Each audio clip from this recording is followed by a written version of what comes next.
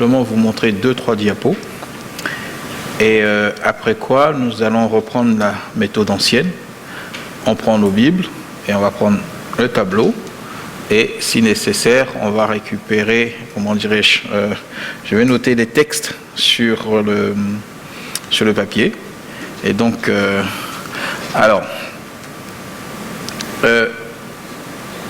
il est important pour chacun d'entre nous que nous puissions avoir une idée précise maintenant que nous arrivons à la fin de notre parcours sur l'aspect matériel du sanctuaire.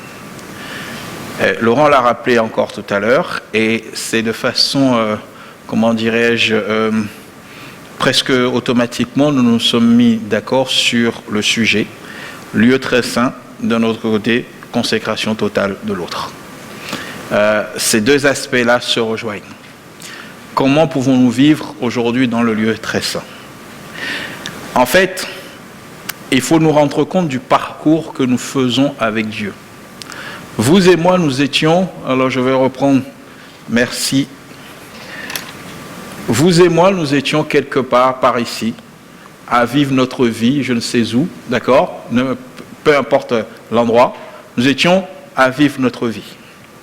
La rencontre avec Dieu, c'est ici qu'elle a lieu. D'accord? C'est là que le lieu de la rédemption. Vous vous rendez compte, nous nous en rendons compte, je l'espère, que si nous rencontrons Dieu alors que nous sommes dans cet état ici, nous rencontrons la gloire de Dieu, nous serions pulvérisés.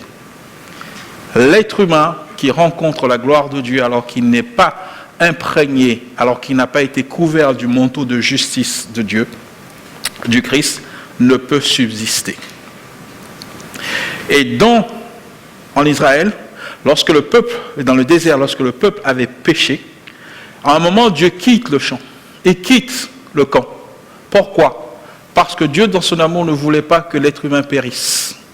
Dieu, étant lumière, ne peut supporter le péché. Alors, Dieu va se cacher pour que le pécheur continue à vivre. Dieu se cache pour que le pécheur continue à vivre.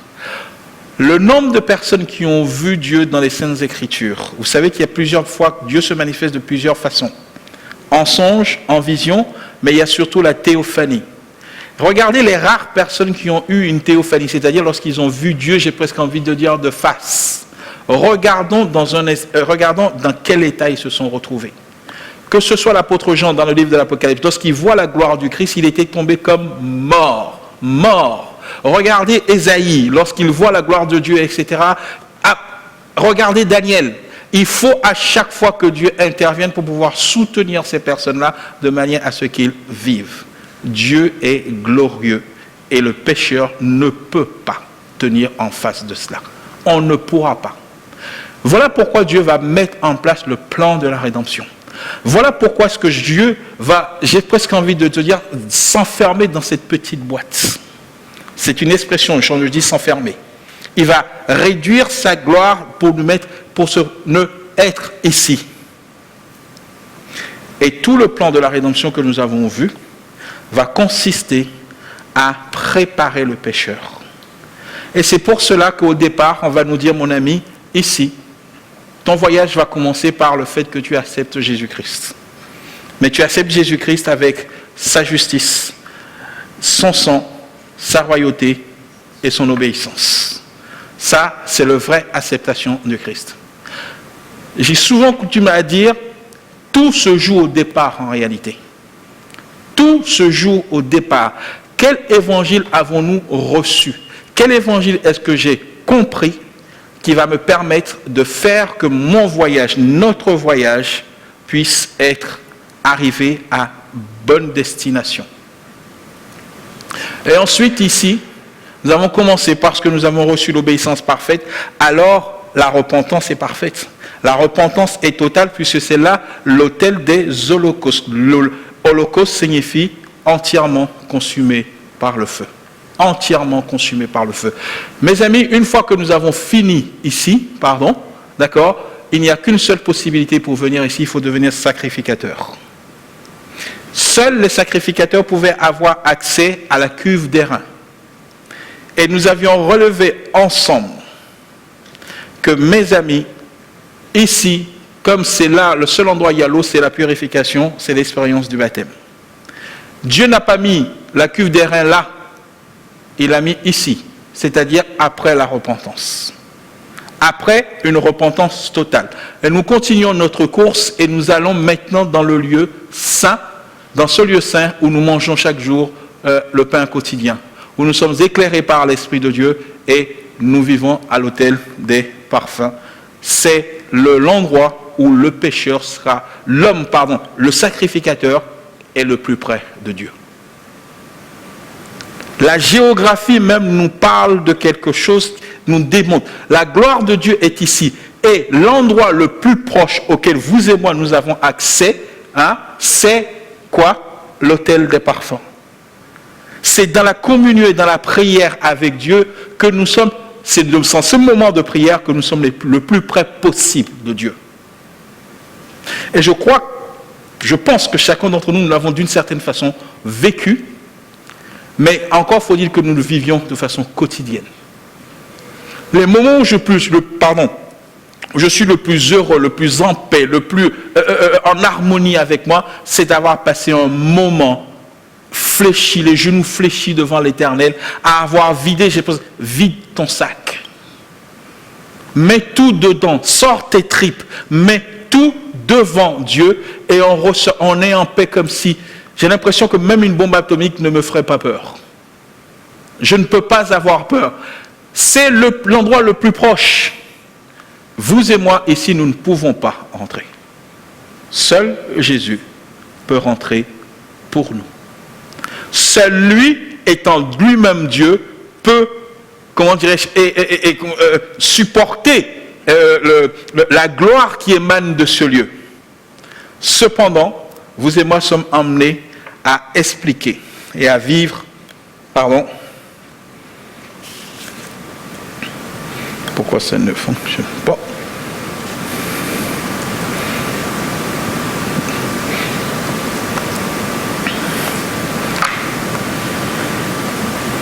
Voilà. Devant l'arche, dans le lieu très saint, il y a ces aspects. Et c'est ce que je vous propose de voir maintenant. Alors, je vais revenir un tout petit peu en arrière. Maintenant, encore.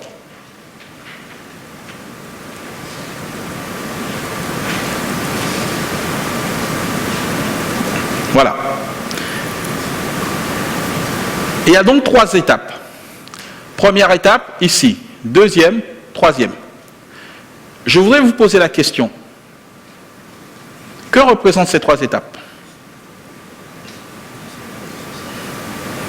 Est-ce que vous m'avez suivi?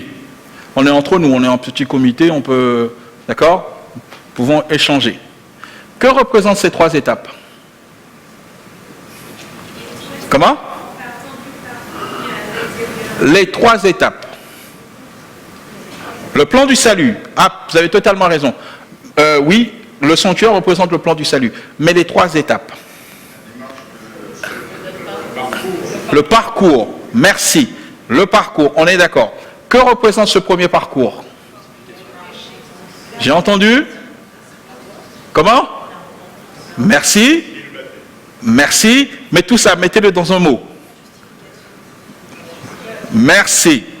Justification. Nous sommes dans l'étape de la justification. D'accord? J'ai accepté Jésus, je suis revêtu de sa robe. Je me suis repenti, c'est-à-dire j'ai vécu l'autel des holocaustes, c'est-à-dire entièrement consumé par le feu. Nous sommes toujours dans la justification. Le baptême, c'est le début de notre expérience, cette fois-ci en tant que sacrificateur. L'étape de la justification vient de se terminer. Elle a commencé ici. Alors, je voudrais juste faire une précision. Tout le long, nous serons toujours justifiés. Maintenant, nous allons passer à une autre étape. Ce n'est pas qu'il y a justification se termine, et puis après, on prend autre chose. Mais j'arrive d'abord par la justification, ok? et je vais continuer toujours en étant justifié. Nous allons rentrer maintenant dans le lieu saint qui est l'étape de la sanctification. D'accord? Sanctification. Ça, ok. Et ici, nous sommes où? Dans la glorification. Parfait. Maintenant, vous et moi, nous sommes des sacrificateurs maintenant. D'accord? On est bien d'accord? Le pécheur, on avait dit qu'il n'avait pas accès, il avait accès que là. Ok. Qui vous êtes? Quelle est la différence entre ce qui se passe ici, de là à là, et de ce qui se passe ici? Est-ce que vous m'avez suivi?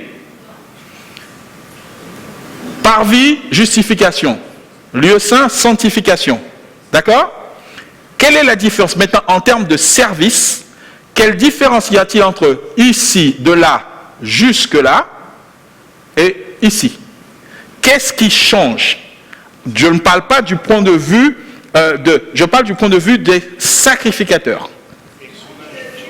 Le personnage change. Merci. L'intervenant change. On y est. On est sur la piste. Il y a quelque chose d'autre. Comment?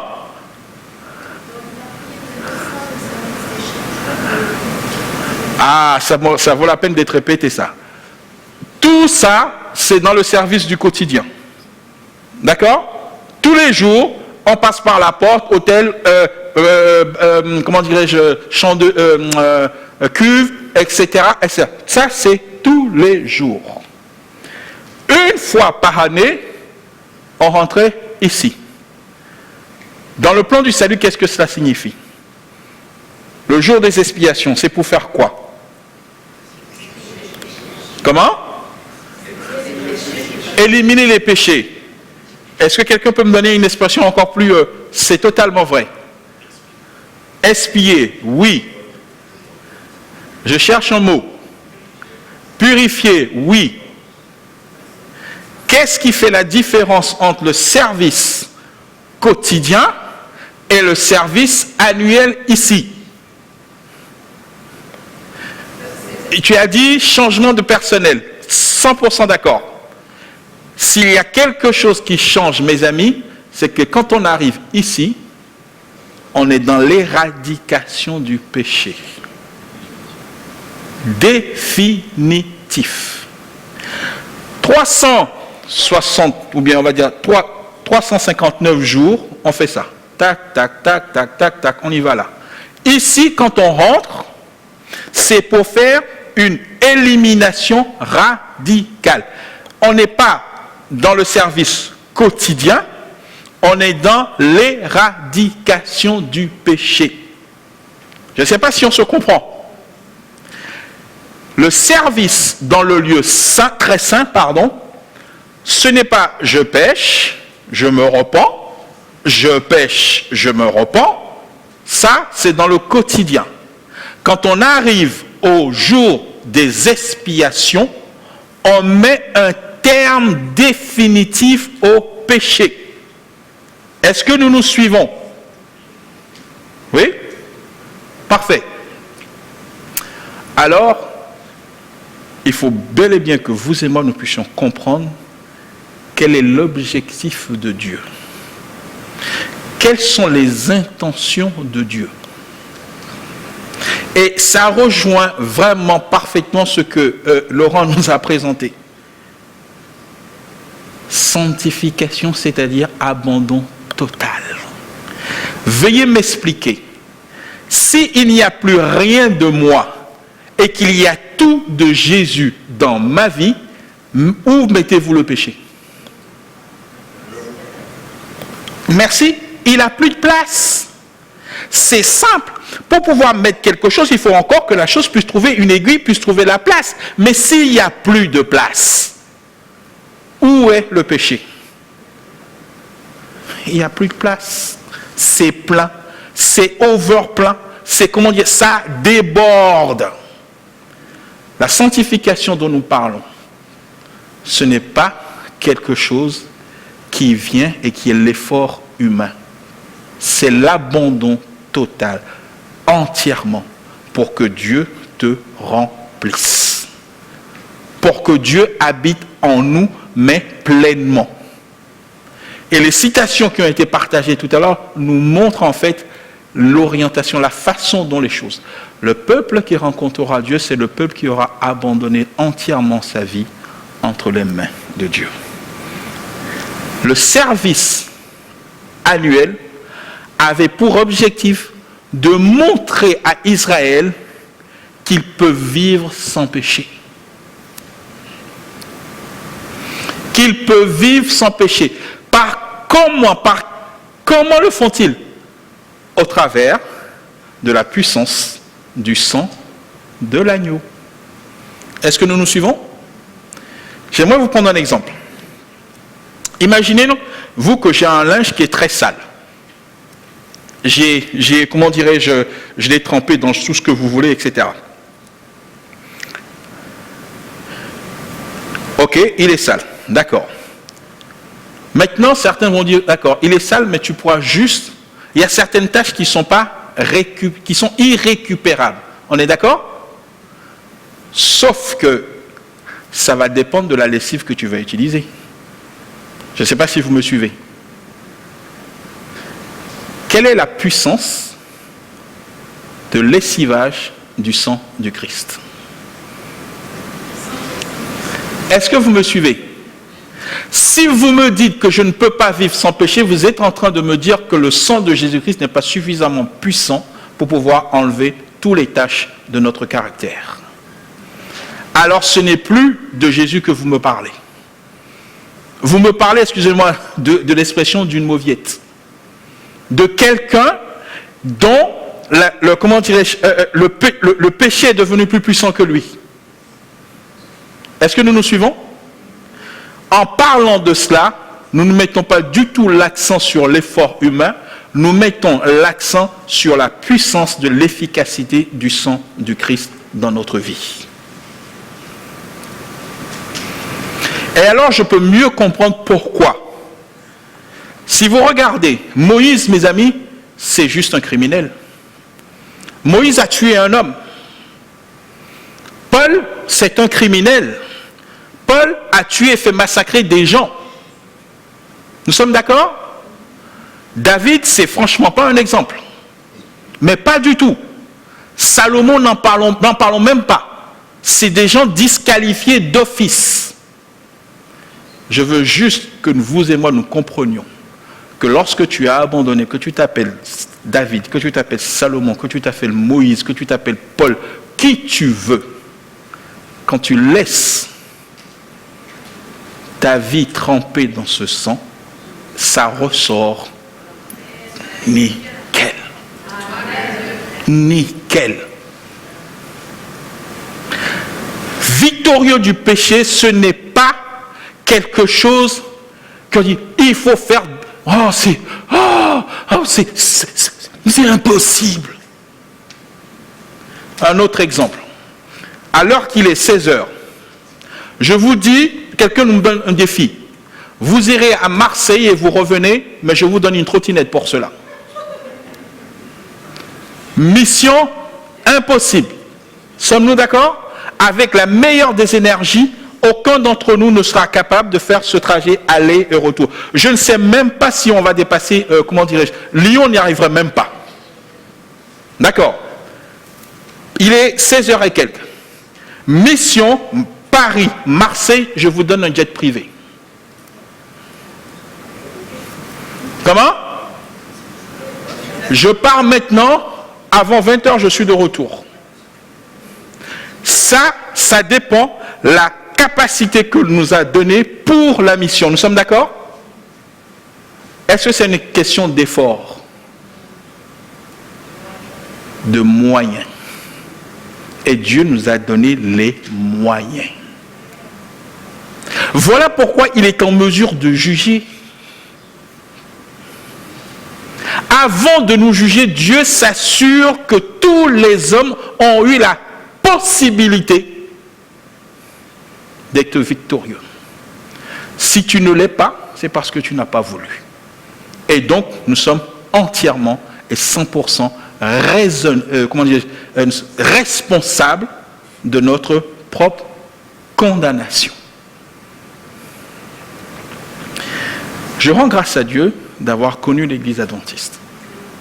Je rends vraiment grâce à Dieu d'avoir compris cela, parce que nous sommes quasiment la seule Église qui a compris au travers du sanctuaire ce que Dieu veut faire. Ça nous rend responsables, mais c'est un privilège et une responsabilité. Je ne compte pas sur moi, mes amis, je compte sur la puissance de Dieu qui agira dans ma vie. Et ça donne de l'espoir. Ça donne de l'espoir. Oui, en Dieu, avec lui, nous réussirons. L'œuvre du lieu très saint, le temps, c'est vous et moi pour que nous puissions comprendre. Je veux mettre un terme à ton péché. Mais c'est fou. Mais c'est fou. Seigneur, tu es capable de ça? Oui, je suis capable. Je veux mettre un terme à ta vie de péché. Et l'année prochaine, on a déjà dit, Daniel, quand on va arriver dans les prophéties, mais de quel machin, etc., j'ai mis tant de temps pour pouvoir, comment dirais-je, cesser les abominations. Mais c'est un langage prophétique, ça c'est un langage prophétique, mais c'est un langage du sanctuaire. Si vous n'avez pas étudié le sanctuaire, vous aurez du mal à comprendre ce que Dieu est en train de dire à ce moment-là à Daniel. Je vais mettre un terme à votre abomination. Ah bon? Tu es capable de faire cela? Tout est promesse de la part de Dieu. Et en tant qu'enfant de Dieu, je nous invite à reconsidérer cet aspect-là. Ce n'est pas de ton effort qu'il s'agit. Il s'agit de ta collaboration. Il s'agit de ton adhésion au plan de Dieu. De ton adhésion. Et je comprends ce que l'apôtre Paul est en train de dire. C'est une chose entièrement digne d'être reçue que Jésus-Christ est venu sauver les pécheurs, dont je suis le premier. Mais il n'est pas en train de dire premier du genre premier, vous voyez, etc. Mais il reconnaît et il voit que compte tenu de ce qu'il est lui, il en a absolument besoin. Il en a absolument besoin. J'ai perdu toute illusion me concernant. Toute illusion me concernant. Je ne crois en rien de bon qui viendra de moi. Donc, que vous m'insultiez, ça ne change rien. Ça ne change rien. Si tu as une petite opinion de toi, alors tu vas chercher à cacher. Alors tu vas chercher à faire. Tu vas chercher à ceci. Tu vas chercher. Mais il n'y a rien, mais rien de bon. Alors, mes amis, mais ça, excuse-moi, mais c'est pour ça que je me suis baptisé. C'est parce que je sais qu'il n'y a rien de bon. Mais je sais que le sang de Jésus purifie. Je sais ça. Alors, de toutes les attaques, de toutes les insinuations, regardez seulement et dites-vous, ça, oui, je veux de l'œuvre de l'expiation de Jésus dans le lieu très saint. C'est l'époque où Dieu propose, je veux éradiquer le péché en vous. Je vais reprendre. Non, je veux éradiquer le péché en toi. Et c'est les individus qui vont dire oui et qui vont laisser Dieu faire. Ce sont eux qui constitueront le peuple de Dieu. Le peuple de Dieu n'est pas sur les registres d'église, mes amis. Que ce soit bien clair. Le peuple de Dieu n'est pas sur les registres d'église. Le peuple de Dieu, ce sont les hommes et les femmes qui vont accepter cette invitation. Or, mes amis, si vous regardez bien, certaines personnes ne veulent même pas et disent que ça, c'est impossible. Si vous dites que cette mission est impossible, mais vous n'allez même pas pouvoir vous engager. Je ne sais pas si on se suit. Si cet aspect-là n'est pas entériné, ah non. Et alors, mes amis, ils s'imaginent, parce que ça revient à l'évangile qu'ils ont reçu. Ça revient à l'évangile qu'ils ont reçu. Ce qu'ils ont reçu ici à la porte, on ne leur a pas dit que l'obéissance parfaite était possible. On leur a simplement dit qu'il y avait une robe de justice. D'accord? Mais cette robe de justice, si tu la salis, ça sert à quoi d'avoir une robe de justice si tu finis par le salir? Elle devient sale. Nous sommes d'accord ou pas? Mais la robe de justice, on te l'a donnée pour qu'elle reste constamment propre, constamment blanc. Et donc, aucun chrétien ne pourrait dire « je suis comme ça, je ne parviendrai jamais à changer telle attitude ou telle attitude ». Quand nous sommes dans cette dynamique, si vous et moi nous sommes dans un problème, dans une difficulté, je vous demande d'abord de faire le choix. Choisissez bien vos amis. Choisissons bien nos amis. J'ai un ami ici, Judith. Il se trouve que Judith m'a vu, j'étais en train de fumer. Judith, il ne va pas aller crier sur le toit, tu vois, un peu, c'est pas possible. Oh là là, en plus, il était ancien, ça fait combien d'années, etc. Mais je pense que Judith va... Non, c'est pas que je pense, je sais qu'il va vite courir. Nous avons besoin de prier avec ce frère. Nous avons besoin, s'il le faut, de lui imposer les mains afin qu'il soit débarrassé de ce problème. Est-ce que nous nous suivons? Alors, le chrétien ne cache pas ses péchés. Est-ce que nous nous suivons? Je vais me répéter, choisissez bien vos amis. Si vous vous êtes trompé dans cette affaire-là, il ne va même pas prier, mais la moitié de l'Église est déjà au courant. Nous nous suivons ou pas? Il y a des personnes, il nous faut avoir des compagnons de prière. Choisissez bien. Choisissez bien. Alors, le peuple de Dieu, c'est celui qui comprend à quelle époque il est. Et nous sommes ici, dans le lieu très saint. Merci Gérard. Vous voyez, c'est comme ça que ça marche la fraternité.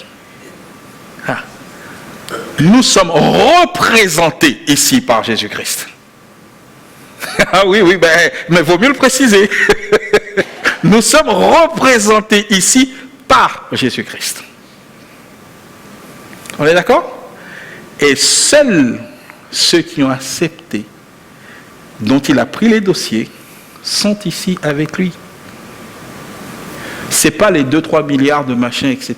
là, qui... Non, c'est pas vrai ça. Laissons cet évangile-là à ceux qui vont se perdre parce qu'ils ont décidé de se perdre. Le lieu très saint, c'est le lieu où vous et moi, nous allons rencontrer Dieu. Où vous et moi, en Jésus-Christ, nous sommes environnés de la gloire de Dieu. Ok. Que trouvons-nous et comment ça va se passer? Comment ça se passe? Les 3 ustensiles que nous avons ici, voilà.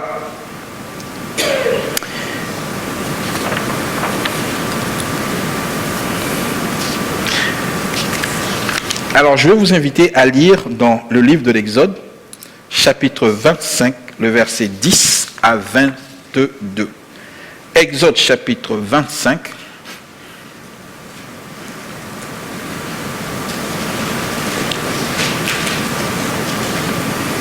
Voici ce qui est écrit. Ils feront une arche de bois d'acacia. Sa longueur sera de 2 coudées et demi et sa largeur de 2 coudées et demi. Est-ce que nous y sommes tous?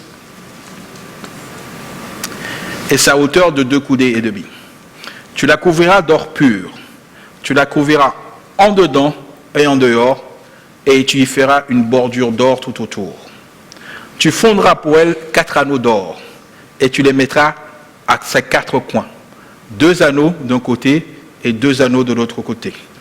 Tu feras des barres de bois d'acacia et tu les couvriras d'or. Tu passeras les barres dans les anneaux sur les côtés de l'arche pour qu'elles servent à porter l'arche. Les barres resteront dans les anneaux de l'arche et n'en seront point retirées. Tu mettras dans l'arche de témoignage que je te donnerai. Tu feras un propitiatoire d'or pur. Sa longueur sera de 2 coudées et demi et sa largeur d'une coudée et demie. Tu feras 2 chérubins d'or. Tu les feras d'or battu. 2 aux extrémités du propitiatoire. Fais un chérubin à l'un des extrémités et un chérubin à l'autre extrémité. Vous verrez les chérubins sortant, vous ferez les chérubins sortant du propitiatoire à ces 2 extrémités.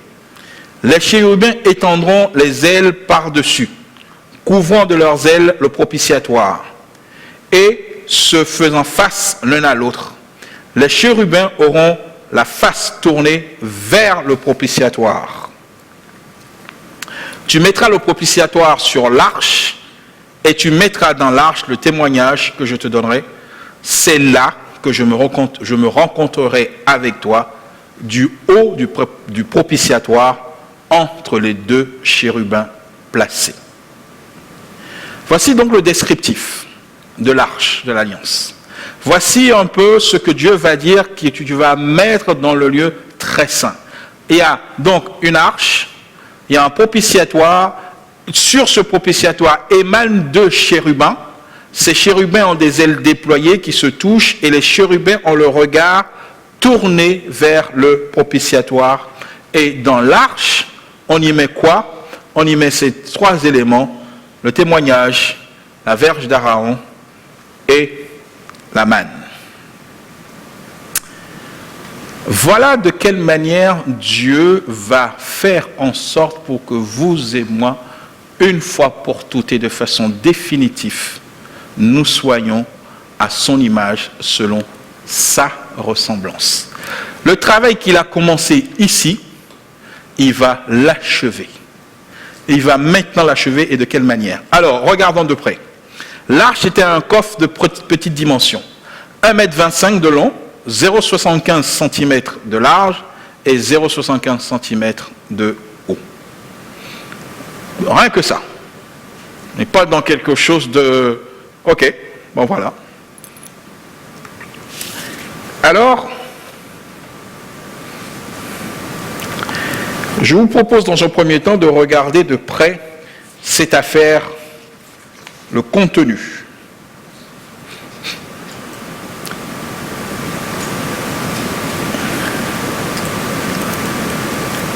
Mais avant peut-être, est-ce que nous avons une idée de ce que peut représenter ces 3 éléments? La verge d'Aaron, la manne et l'étape de la loi. Pourquoi ça? Je ne vais pas rentrer dans les détails, je veux juste que nous ayons une idée, une piste. Comment? La base du jugement. Parfait. Ok. La base du jugement. D'accord? Oui, Lucien, il a raison.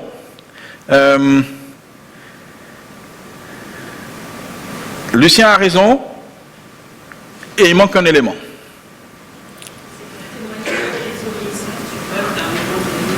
Témoigner de la désobéissance du peuple à un moment donné. D'accord, tu parles de la manne, peut-être. Oui, et puis la verge. La rébellion, parfait, ok. Oui, mais revenons sur Lucien, l'idée de Lucien. C'est vrai aussi. La base du jugement. On doit pouvoir rajouter quelque chose qui assit la base. Bon, en fait, je ne vais pas chipoter. Oui? C'est terminé là où tu as commencé. Merci. En fait, ce que Lucien a dit, il faut juste qu'on puisse bien le détailler. Parce que c'est la base du jugement, parce que le jugement a 2 aspects. Est-ce qu'on se suit? C'est les 2 aspects du jugement de Dieu. L'acquittement ou la condamnation. Est-ce que nous nous suivons? Sur quelle base?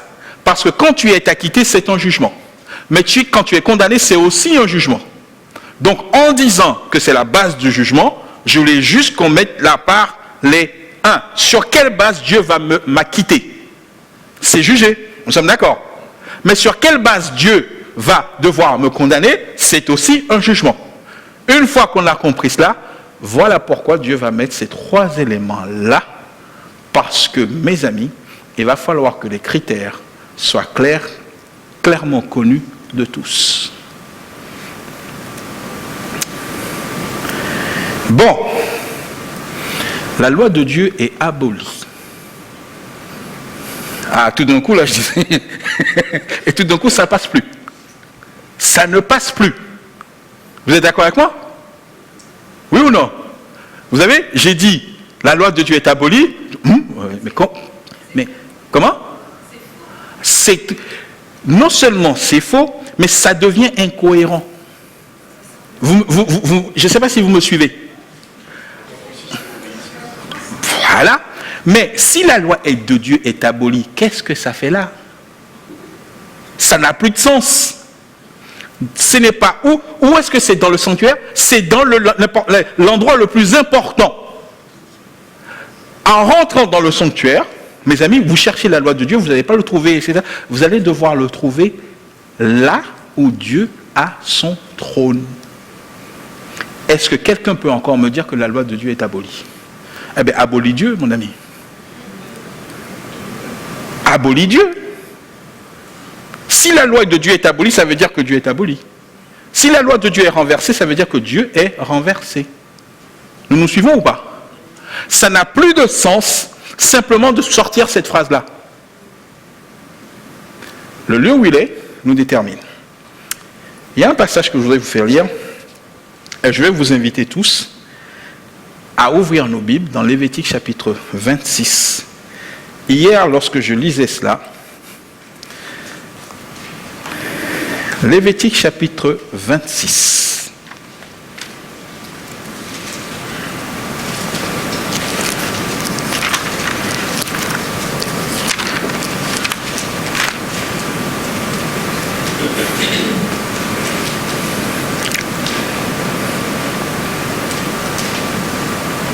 À partir du premier verset.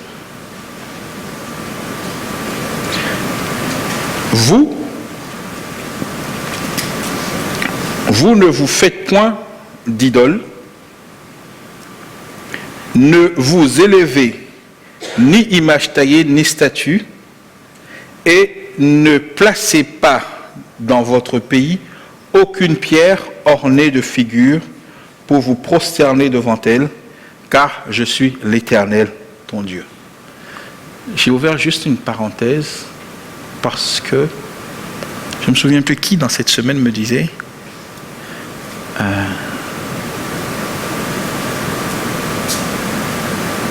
quand j'allais au catéchisme, on ne nous explique, comment dirais-je? Ah oui, je vois qui c'est maintenant, d'accord, ok. Je me souviens maintenant. Quand j'allais au catéchisme, il n'y avait pas de Bible dans ce qu'on nous donnait. Vous me suivez? Ils font enseignement religieux, mais dans l'enseignement religieux, le livre de base, il n'est pas là. Attendez, dans le livre de base, c'est écrit ça. Et vous comprenez pourquoi il n'est pas là? Est-ce que vous comprenez? C'était une parenthèse. Vous observerez mes sabbats et vous révérerez mon sanctuaire, je suis l'Éternel. Verset 3. Si vous suivez mes lois, si vous gardez mes commandements et les mettez en pratique, je vous enverrai des pluies en leur saison. La terre donnera ses produits et les arbres des champs donneront leurs fruits. À peine auriez-vous battu le blé que vous toucherez à la vendange. Et la vendange atteindra les semailles. Et vous mangerez votre pain à satiété. Et vous habiterez en sécurité dans votre pays. Je mettrai la paix dans le pays, et personne ne troublera votre sommeil. Je ferai disparaître du pays les bêtes féroces, et l'épée ne passera point par votre pays. Vous poursuivrez vos ennemis, et ils tomberont devant vous par l'épée. 5 d'entre vous en poursuivront 100, et 100 d'entre vous en poursuivront 10 000. Et vos ennemis tomberont devant vous par l'épée. Je me tournerai vers vous, et je vous rendrai féconds, et je vous multiplierai, et je maintiendrai mon alliance avec vous. Vous mangerez les anciennes récoltes, et vous sortirez les veilles pour faire place les vieilles pour faire place aux nouvelles. J'établirai ma demeure au milieu de vous, et mon âme ne vous en aura point en horreur. Je marcherai au milieu de vous, je serai votre Dieu, et vous serez mon peuple. Je suis l'Éternel, votre Dieu, qui vous ai fait sortir du pays d'Égypte, qui vous a tiré de la servitude. Je briserai les liens de vos joues et je vous ferai marcher la tête levée. Quand je lis cela, non, mais c'est pas possible. C'est juste pas possible. Est-ce que nous nous rendons compte de ce que les promesses que Dieu vient de donner? Dieu va faire en sorte qu'il n'y aura plus aucune bête féroce qui pourra agir dans le pays. La récolte sera tellement abondante que quand tu commences, tu n'as même pas fini que tu arrives déjà à la vendange. La vendange n'est pas finie que tu arrives déjà au semail, etc. C'est-à-dire on est dans l'opulence, on est dans l'abondance la plus totale qui puisse être. Et c'est Dieu qui garantit cet aspect. Alors, je nous interpelle sur la nécessité pour chacun d'entre nous, pour la nécessité en tant que communauté, de dire et de reconsidérer les bienfaits que nous trouvons dans l'obéissance au commandement de Dieu. Je ne peux pas comprendre en lisant ce passage que les Israélites ne puissent pas se dire, mais attends, notre avenir est garanti. C'est bon. C'est bon. 5 vont en poursuivre 100. 100 d'entre vous en poursuivront 10 000. Les ennemis seront tellement troublés qu'ils ne vont même pas avoir... Ce sera un cauchemar pour eux d'imaginer qu'il faille attaquer ce peuple. Attaquer ce peuple. Mais les choses, et c'est Dieu. Je vais faire une précision. On a parlé tout à l'heure de Gengis Khan. Nous avons parlé de conquérants. Mais j'ai remarqué une chose. Entre le conquérant qui est Jésus et les autres conquérants. La plupart des conquérants, sinon la quasi-totalité des conquérants sur cette terre, ce sont des gens qui sont venus asservir les peuples. Jésus, en tant que conquérant, est le seul qui vient relever les peuples. Qui vient relever les peuples. Parce que tu marcheras la tête droite. Il y avait un peuple qui était en esclavage. Dieu est venu le libérer. Alors, mes amis, nous devrions être dans l'équipe de Jésus pour être les libérateurs de nos semblables. Si dans nos rapports, si dans la façon dont vous et moi nous vivons ensemble, c'est pour voir qui est le plus grand, alors nous faisons le même travail que le diable. Je ne sais pas si on se suit. Le but dans la foi, ce n'est pas de savoir qui va dominer l'autre. Dieu cherche à me libérer et toi tu me cherches à me dominer. Est-ce qu'on voit ce qui se passe? Comment se fait-il dans le rapport homme-femme, vous cherchez à dominer? Ce n'est pas ça l'objectif. L'objectif c'est de rendre l'autre meilleur. L'autre puisse s'élever, autonome, épanoui. Je ne sais pas combien nous sommes ici. Celui qui cherche à s'élever fait le travail du diable. Parce qu'il a la même philosophie, la même façon de penser que Lucifer. Entre mari et femme, mes amis, comment puis-je rendre ma femme meilleure? Comment puis-je rendre mon mari meilleur, autonome, épanoui? Et d'épanouissement en épanouissement, on s'élève. Mais les affaires, c'est moi qui chef, c'est moi qui a commandé, c'est moi qui fais ceci, c'est moi qui fais etc. Si vous voyez ça, prenez la poudre d'escampette. Prenez la poudre d'escampette. Parce que la logique qu'il y a derrière cela, nous savons de qui ça vient. Nous savons de qui ça vient. Que le plus grand soit le serviteur de tous. Que le plus grand soit le serviteur de tous. Ça, c'est un conquérant. Je suis fier. Je suis heureux d'avoir découvert cet aspect de l'évangile. Vous n'êtes pas notre connaissance, notre argent, notre intellect, notre ceci, notre cela. C'est pas pour que tu ailles écraser celui-là, mais pour que tu lui donnes la main pour le relever. Il faudrait que peut-être nous puissions nous dire que les jeunes qui sont derrière nous doivent faire mieux que nous.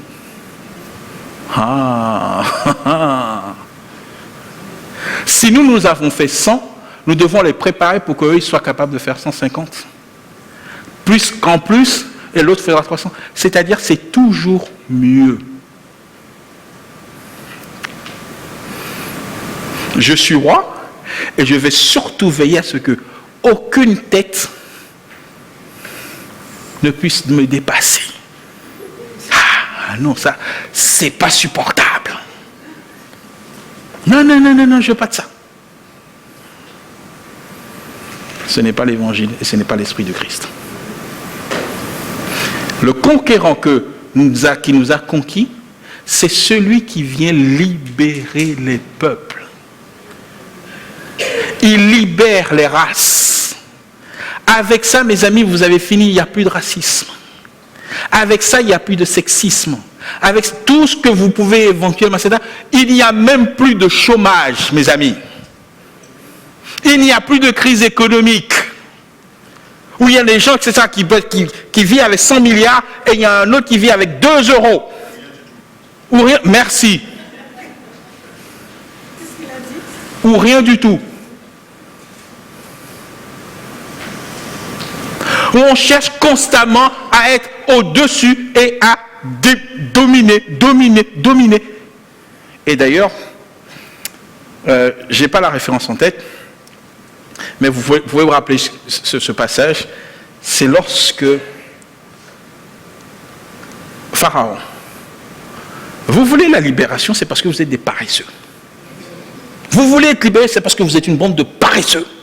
Doublez la charge. Mettez-leur plus de charge, on va voir s'ils vont parler de cette histoire de nous voulons partir pour etc.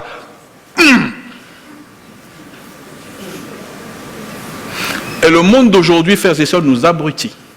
Et nous abrutit de charge pour que nous n'ayons pas l'esprit de nous dire ah, je veux me retrouver. Quoi? Tu veux? Non, surtout pas. Il ne faut pas que tu te retrouves. Il faut que tu sois asservi matin, midi et soir.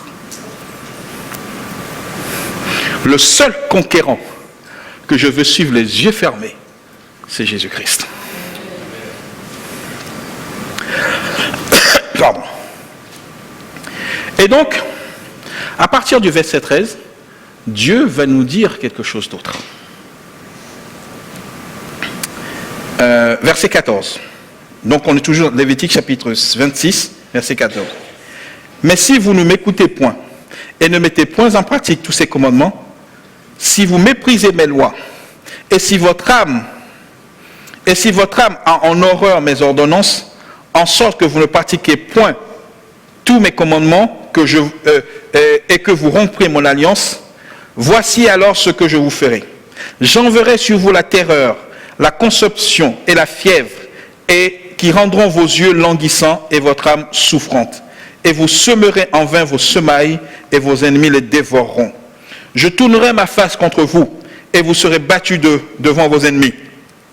Ceux qui vous haïssent domineront sur vous, et vous fuirez sans que l'on vous poursuive. Si malgré cela, vous n'écoutez point, je vous châtierai 7 fois plus pour vos péchés. Je briserai l'orgueil de votre force, et je rendrai votre ciel comme du fer, et votre terre comme de l'airain. Vos forces s'épuiseront inutilement, votre terre ne donnera pas ses produits et les arbres de la terre ne donneront pas leurs fruits. Si vous me résistez et ne voyez point et ne voulez point m'écouter, je vous frapperai 7 fois plus selon vos péchés.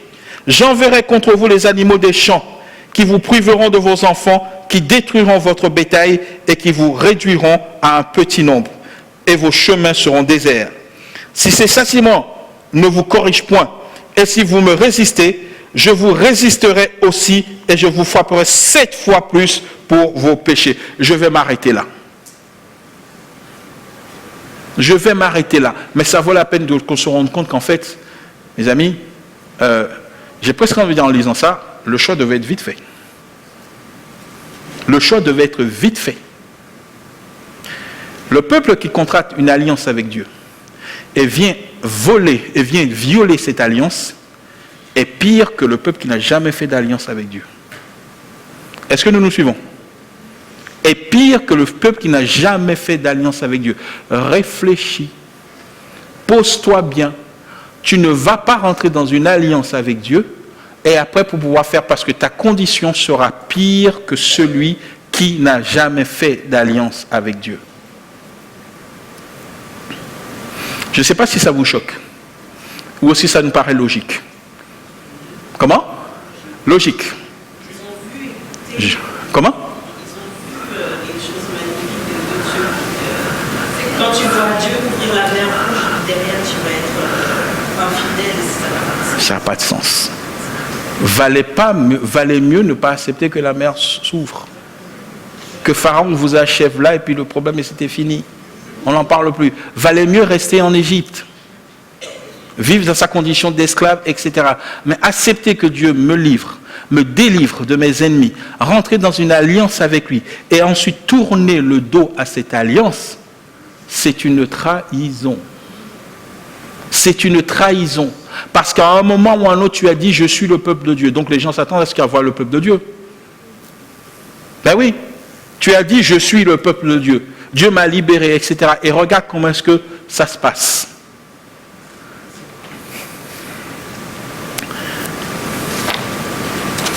Pardon.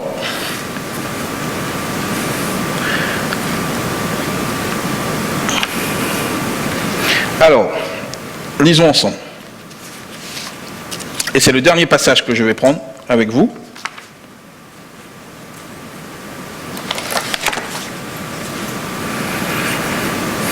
Dans 2 Corinthiens chapitre 3, verset 18.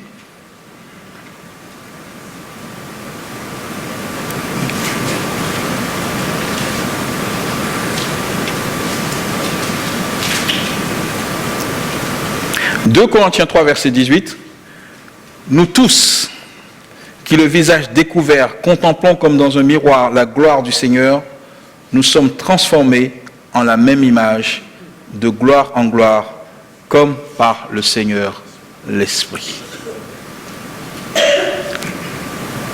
En étant dans le lieu, en rentrant dans le lieu très saint, en regardant le propitiatoire, Dieu se propose de faire de nous des hommes et des femmes qui lui ressemblent.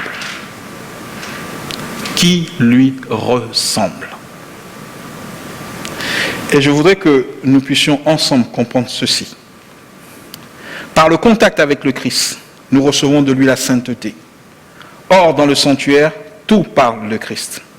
Par la contemplation de la parole de Dieu, par la prière, nous sommes radicalement transformés. Je crois en cette transformation. Je nous invite chacun d'entre nous à laisser Dieu nous transformer. Et l'image que je voudrais prendre, trempez ce que vous voulez, trempez votre linge dans l'eau autant d'heures que vous voulez. Autant d'heures que vous voulez. Si vous le sortez de l'eau et que vous le mettez au soleil, votre linge n'a pas suffisamment d'énergie pour refroidir le soleil. Vous me suivez? Votre linge, notre linge n'a pas suffisamment d'énergie pour refroidir le soleil. La seule chose qui va se passer, c'est que le soleil va sécher le linge. Or, Christ est le soleil de justice. Alors, exposons-nous pour que Dieu guérisse, pour que Dieu purifie, pour que Dieu rétablisse l'homme à son image et selon sa ressemblance. Amen.